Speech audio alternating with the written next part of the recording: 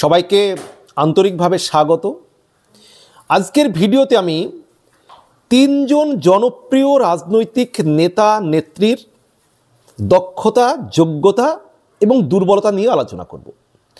আপনারা আপনাদের মতামত জানাবেন যে এই তিনজন নেতা নেত্রীর মধ্যে আপনি কাকে সবচাইতে যোগ্য বলে মনে করেন, এবং আপনাদের যে মতামত সেগুলো আমি তুলে ধরব দর্শকের মতামত নামে যে আমার ভিডিওগুলো পোস্ট করব সেই ভিডিওতে আপনাদের মতামত তুলে ধরব। আপনারা একাধিক মন্তব্য করতে পারেন। আলোচনা করব আজকে আমি শুভেন্দু অধিকারী মহাশয়কে নিয়ে, অভিষেক বাবুকে নিয়ে এবং মীনাক্ষী মুখার্জি, এই তিনজন যারা আগামী পশ্চিমবঙ্গ তথা ভারতবর্ষের রাজনীতিতে উজ্জ্বল নক্ষত্র। এই তিনজনের গুণ, যোগ্যতা, দক্ষতা এবং এদের কী কী দুর্বলতা, মানুষকে আকৃষ্ট করার কী কী ক্ষমতা, আমার মতো করে আমি অ্যানালাইসিস করব এবং আপনারা কে কী মনে করেন জানাবেন। আপনাদের মতামতগুলো আমি পরবর্তী ভিডিওতে দর্শকের মতামত ভিডিওতে তুলে ধরব। প্রথমেই আলোচনা করি আমি শুভেন্দু অধিকারী। শুভেন্দু অধিকারী তিনি তৃণমূলে ছিলেন, মমতা ব্যানার্জির হাত ধরেই যার রাজনীতিতে উত্থান। তিনি একাধিক দপ্তরের মন্ত্রী থেকেছেন, তৃণমূলের যুব সভাপতি ছিলেন, সাংগঠনিকভাবে দক্ষ, সে বিষয়ে কোনো সন্দেহ নেই। তিনি বিরোধী দলের নেতা হিসাবে বিজেপির সাধারণ কর্মী সমর্থকদের কাছে অসম্ভব জনপ্রিয়। সারা রাজ্য তিনি চষে বেড়াচ্ছেন। তার আবার একটা স্ট্রং সমর্থক গ্রুপ রয়েছেন যারা শুভেন্দু অধিকারীকে বিজেপির রাজ্য সভাপতি চান, যারা মমতা ব্যানার্জির পরিবর্তন ঘটলে রাজ্য বিজেপির মুখ হিসাবে মুখ্যমন্ত্রী দেখতে চান। তিনি একবারে আপোষহীন, মমতা ব্যানার্জির প্রশাসনকে তীব্র কঠোরভাবে আক্রমণ করতে পারেন। বিধানসভায় যে তৃণমূলের দুর্বলতা, দুর্নীতি, সেগুলোকে তিনি প্রকাশ্যে তুলে ধরেন দক্ষতার সঙ্গে। এবং বিজেপি মহলে একটা বিশাল জনপ্রিয়তা তার রয়েছে, কেন্দ্রীয় নেতৃত্বের সঙ্গে তার সুন্দর সুসম্পর্ক রয়েছে এবং সাংগঠনিকভাবে অসাধারণ একজন দক্ষ রাজনৈতিক ব্যক্তিত্ব। এবার যদি বলি তার দুর্বলতা কী? দুর্বলতা হচ্ছে তার বক্তব্যের মধ্যে কোনো আবেগ সৃষ্টি হয় না। আমি যতদূর দেখি জনগণের মধ্যে, দর্শকের মধ্যে আবেগ সৃষ্টি হয় না। দ্বিতীয়ত, বিজেপির মধ্যেই তার একটা বিশাল সংখ্যক বিরোধী গোষ্ঠী রয়েছে যারা চান না শুভেন্দু অধিকারী বাংলার বিজেপির মুখ হন। তৃতীয়ত, তিনি তৃণমূলে থাকাকালীন তার সময় অনেক কিন্তু দুর্নীতি হয়েছে, যে দুর্নীতির দায়ভার তিনি এড়াতে পারেন না। বিশেষ করে নারদ কাণ্ডে তার ভিডিও ফুটেজ দেখা গিয়েছে। সেক্ষেত্রে এগুলো কিন্তু শুভেন্দুবাবুদের বিপক্ষে যাচ্ছে। আপনারা মতামত জানাবেন এই বিষয়ে। এবার আমি আলোচনা করব মীনাক্ষী মুখার্জিকে নিয়ে। মীনাক্ষী মুখার্জি পশ্চিমবঙ্গের রাজনীতির উজ্জ্বলতম নক্ষত্র যদি বলি তাও ভুল হবে না। মীনাক্ষী মুখার্জি শিক্ষিতা, লড়াকু ইমেজ, যার মধ্যে ভবিষ্যতের মমতা ব্যানার্জির ছায়া দেখছেন অনেকে। সততা নিয়ে তার কোনো প্রশ্ন নেই, তার বিরুদ্ধে এখন পর্যন্ত কোনো দুর্নীতির অভিযোগ তেমন আসেনি, প্রমাণিত অভিযোগ বা দুর্নীতির কোনো প্রমাণ নেই। তরুণী নেত্রী, ডিওয়াইএফআইয়ের যুব যে যুব সংগঠন বামেদের, সেই যুব সংগঠন ডিওয়াইএফআইয়ের তিনি সাধারণ সম্পাদিকা। তার যে বক্তব্য মানুষের মনে একটা বিশালভাবে প্রতিবাদের ঝড় তোলে। আগুন ঝরানো বক্তব্য তিনি দিতে পারেন, সারা রাজ্য তিনি চষে বেড়াতে পারেন। তার ডাকে ব্রিগেড ভরাতে পারেন, যেটা বামেদের সমস্ত নেতারা মিলে যে ব্রিগেড ভরাতে গেলে কষ্ট হয়। তার যে জনমোহিনী ক্ষমতা, তার ডাকে তরুণ প্রজন্ম এক ডাকে সাড়া দেন, ব্রিগেড ভরিয়ে ফেলতে পারেন তার ডাকে। তার যে জ্বালাময়ী বক্তব্য মানুষকে অসাধারণভাবে উদ্বুদ্ধ করে।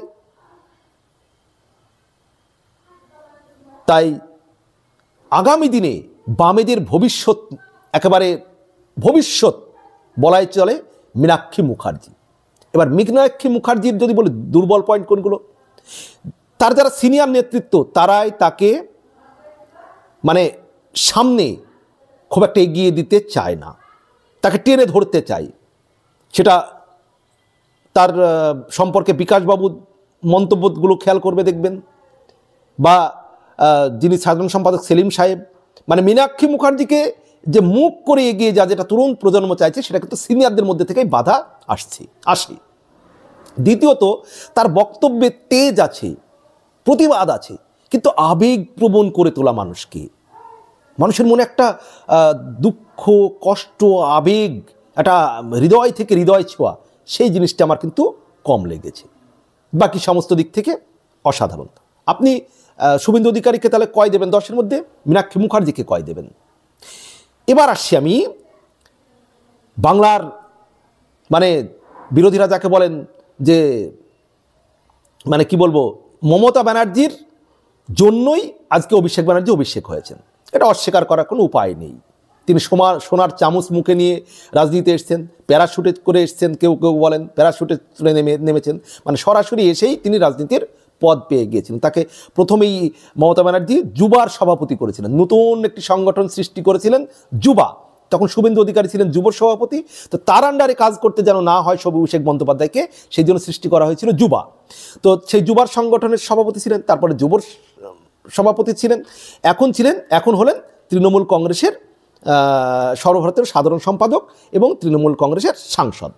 তো এই অভিষেক বন্দ্যোপাধ্যায়, তার অসাধারণ বক্তব্য দেওয়ার দক্ষতা, অ্যাটাকিং পাওয়ার বক্তব্যের মধ্যে, মানুষকে আবেগপ্রবণ করার ক্ষমতা, সাংগঠনিক অসাধারণভাবে দক্ষতা, তার একটা বিশাল রাজনৈতিক ব্যক্তিত্ব, মানে তার যে কথা বলা দিকগুলো দেখবেন, একজন বড় লিডারের মধ্যে যে গুণগুলো থাকার দরকার, একটা অসাধারণ, মানে এক কথা আমি বলবো জাতীয় লিডার হতে গেলে যা যা দক্ষতা দরকার, অভিষেকের মধ্যে আমি কিন্তু সেগুলো দেখেছি। একটা অসাধারণ ব্যক্তিত্ব, তার প্রতিক্রিয়া, তার বক্তব্য দেওয়ার ধরন, তিনি অযথা যখন তখন দিনে 14 বার বক্তব্য রাখেন না, তিনি সাংবাদিকদের সামনে একটা নির্দিষ্ট সময়ে ছাড়া বক্তব্য রাখেন না, অযথা তিনি মুখ খোলেন না, ডায়নামিক লিডার, এ বিষয়ে কোনো সন্দেহ নেই।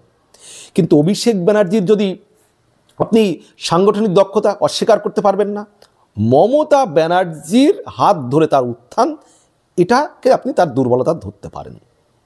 কিন্তু আপনি যদি ধরেন যে বংশগত রাজনীতি, এটা তো সব আমাদের দেশে আছে, বহু জায়গায়, কংগ্রেসের ধরুন আপনি রাহুল গান্ধী, একটা পারিবারিক রাজনৈতিক যে ঐতিহ্য, সেটাকে আপনি অস্বীকার করতে পারবেন না। সেটা আমেরিকায় বুশের ছেলে, আপনি অস্বীকার করতে পারবেন না। বাংলাদেশের শেখ হাসিনা বলুন, খালেদা জিয়া বলুন, পারিবারিক যে একটা রাজনৈতিক যে একটা ব্যাপার, সেটা তো আপনি শুভেন্দুর ক্ষেত্রেও অস্বীকার করতে পারবেন।